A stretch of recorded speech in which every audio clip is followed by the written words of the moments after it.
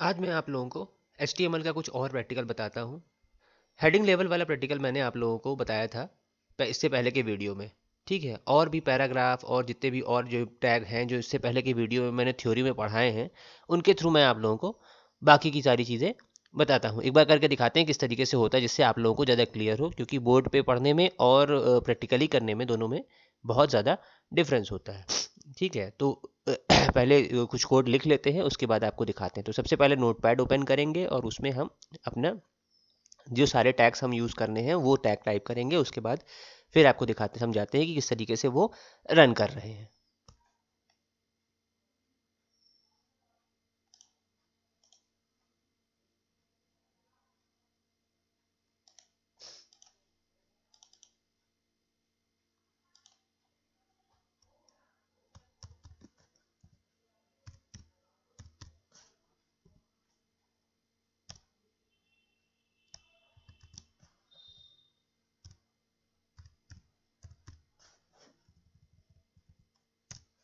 सबसे पहले जैसे आपने देखा ही था पहले भी कि सबसे पहला टैग हमारा HTML होता है, फिर हेड होता है, फिर बॉडी होता है। बॉडी वाले में ही हम सारी कहानी लिखते हैं।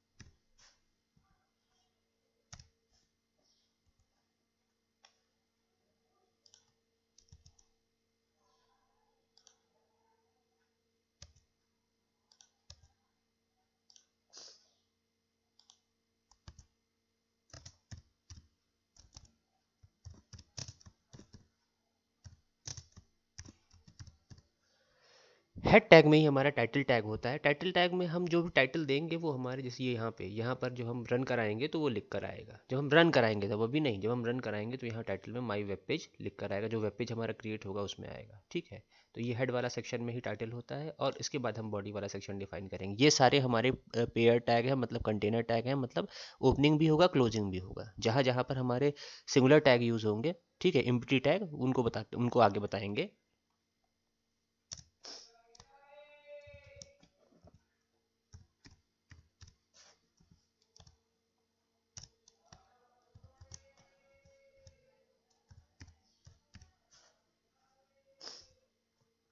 अभी तक जितना मैंने स्ट्रक्चर लिखा है, ये तो कॉमन स्ट्रक्चर है, सब में रहता है। ये लाइन हम चाहे तो मिटा सकते हैं, लेकिन ये कॉमन स्ट्रक्चर सब में होता है। HTML सब में होता है, ओपनिंग क्लोजिंग, हेड सब में होता है, ओपनिंग क्लोजिंग, बॉडी सब में होता है।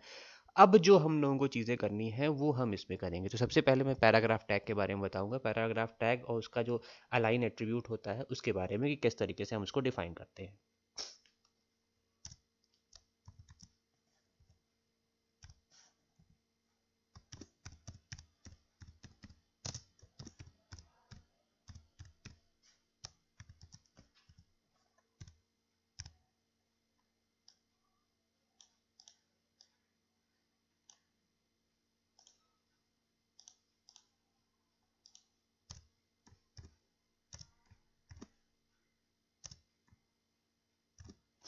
यहाँ पर हमने पैराग्राफ में लिखा है कंप्यूटर साइंस। ठीक है, तो ये तो ऐसे जैसे मतलब नॉर्मली हम इस पर डिस्प्ले कराना चाहें करा सकते हैं। तो ये पैराग्राफ टैग में ही फुल टाइम हमारा कंप्यूटर साइंस डिस्प्ले करेगा। ठीक है, इसको मान लो फाइल को हम सेव करते हैं। सेव एज में सबसे पहले सेव करते हैं। सेव तो है शायद, रुक जाओ, सेव एज करते हैं। सेव एज में जाकर इसको हम,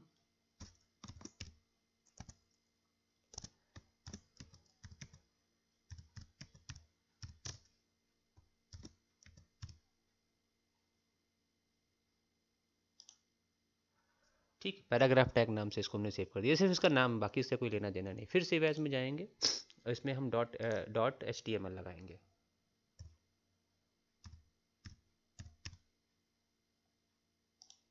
इसको फिर सेव कर देंगे। जब हम .txt से सेव करते हैं तो सिर्फ ये नॉर्मली हमारी नोटपैड फाइल होती है। जैसे हम सेम फाइल को हम .html में सेव कर देते हैं तो ये हमारा वेब पेज बन जाता है।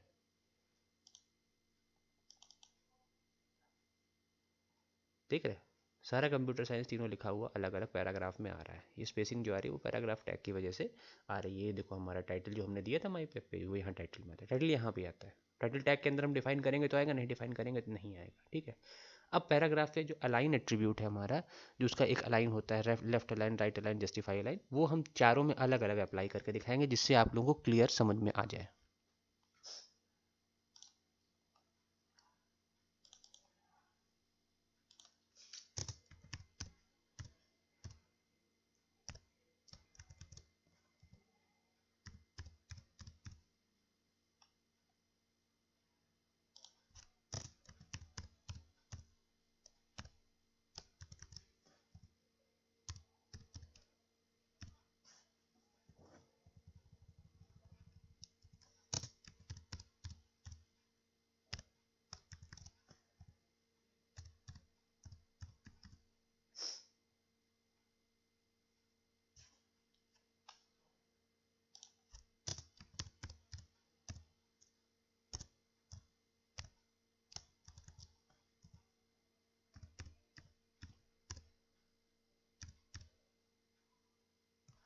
जब भी हम एट्रीब्यूट डिफाइन करते हैं किसी भी टैग का, तो वो एट्रीब्यूट एक स्पेस के बाद होता है। ये अलाइन इसका एट्रीब्यूट है, जिसका इस जो है align is equal to right कर दिया तो मतलब ये राइट अलाइन होगा, जो कंप्यूटर साइंस से लिखा हुआ है। देखो मैंने चारों अलग अलग इसलिए किया कि चारों चीज़ें आपको दिखाई दे।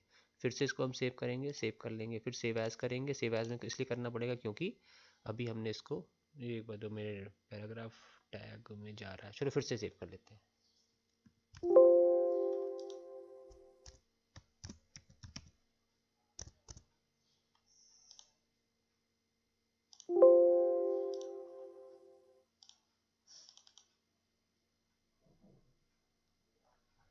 देखो ठीक है, जस्टिफाई वाले में तो ऐसे ही आपको एक ही जगह पे जस्टिफाइड है, क्योंकि एक ही लाइन लिखी हुई है इसलिए बहुत ज़्यादा क्लियर नहीं है। राइट अलाइन में राइट अलाइन है, सेंटर में सेंटर है, सॉरी राइट अलाइन ये है, गलत बता दिए, राइट अलाइन ये है, सेंटर लेफ्ट अलाइन वाला वैसे ही है, जस्ट सेंटर वाला।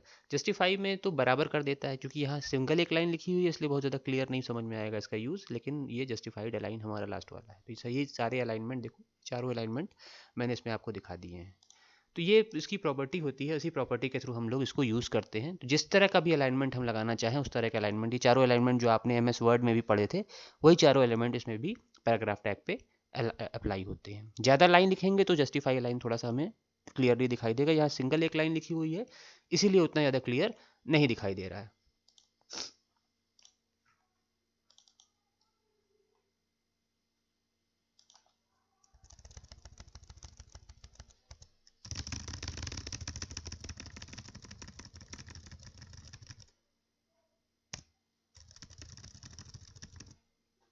थोड़ा सा इसमें चेंजेस किए हैं, अब देखते हैं। अभी ऐसे मतलब मैं मीनिंगलेस मैंने कर दिया था।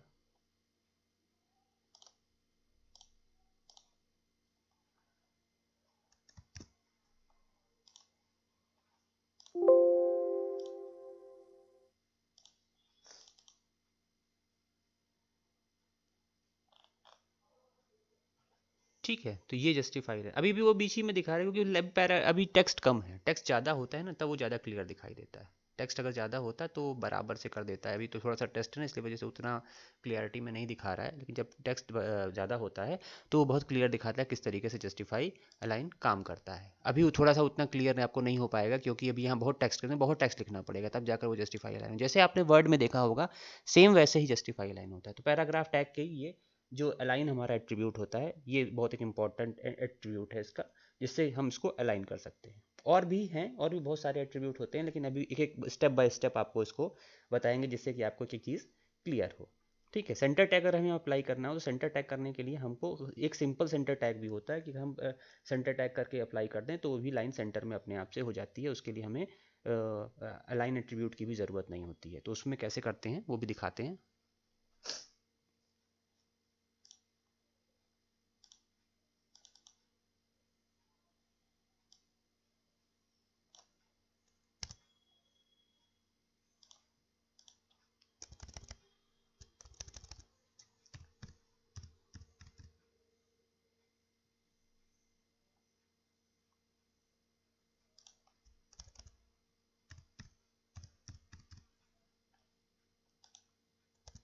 यहाँ पे मैंने पैराग्राफ टैग हटा दिया है, सिर्फ सेंटर टैग लगाया है, ओपनिंग क्लोजिंग दोनों। इसको रन कराते हैं।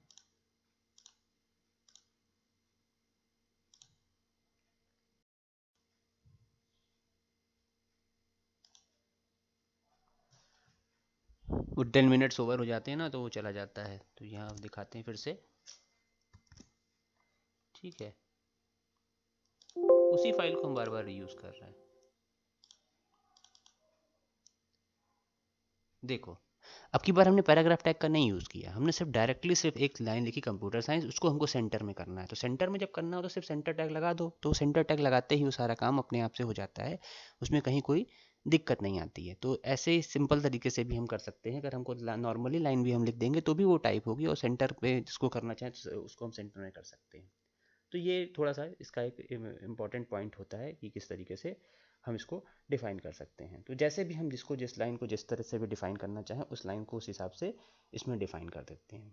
और भी बहुत सारे टैग हैं जिनको आगे बताएंगे वीडियोस में, क्योंकि एक एक वीडियो में एक एक चीज़ें क्लियर करेंगे तो आप लोगों को ज़्यादा अच्छे से समझ में आएगा। नेक्स्ट वीडियो में आप लोगों को बताएंगे बोल्ड, इटैलिक और अंडरलाइन के बारे में, जिससे कि वो चीज़ आप लोगों को थोड़ी क्लियर हो जाए।